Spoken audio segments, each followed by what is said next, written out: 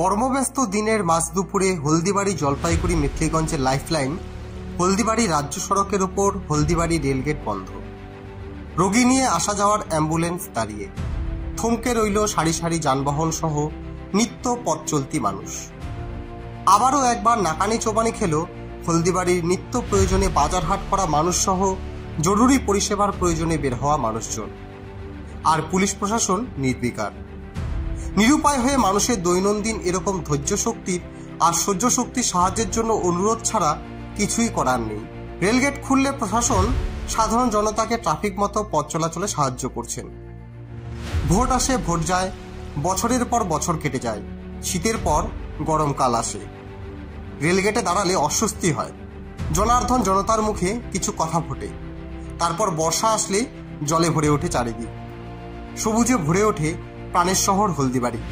অতঃপর শীত আসলে শীতের আমেজে ঘুমিয়ে পড়ে শহরবাসী।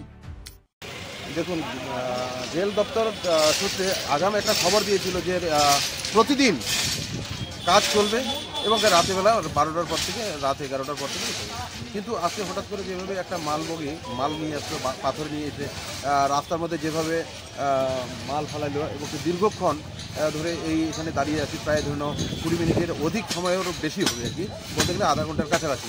তো এই সময় পর্যন্ত এখনও পর্যন্ত রাস্তায় প্রচুর জাম, টোটো এবং বড় গাড়ি থেকে ছোটো গাড়ি, স্কুলের শিক্ষার্থী পর্যন্ত এখানে আসতে করেছে।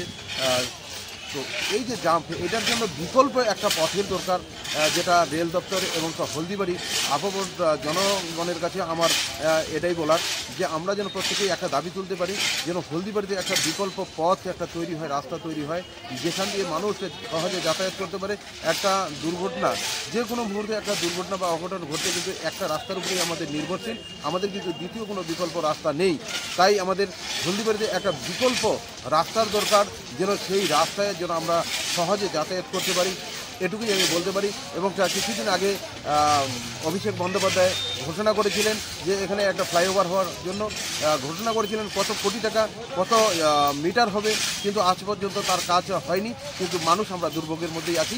শুধুমাত্র নির্বাচনের সময় যেভাবে বলছিল, সেটা যেন নির্বাচনের আগেই আবার হয়ে যায়, ভালো লাগবে। হলদিবাড়ির মানুষ হিসেবে আমরা সবাই ভালো মতো চলাচল করতে পারবো, এটুকুই। আপনার নাম এবং পরিচয়?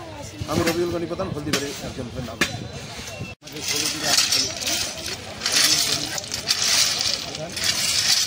আপনারা দেখছেন নর্থ বেঙ্গল সমাচার, উত্তরের বার্তা, সত্যের পথে।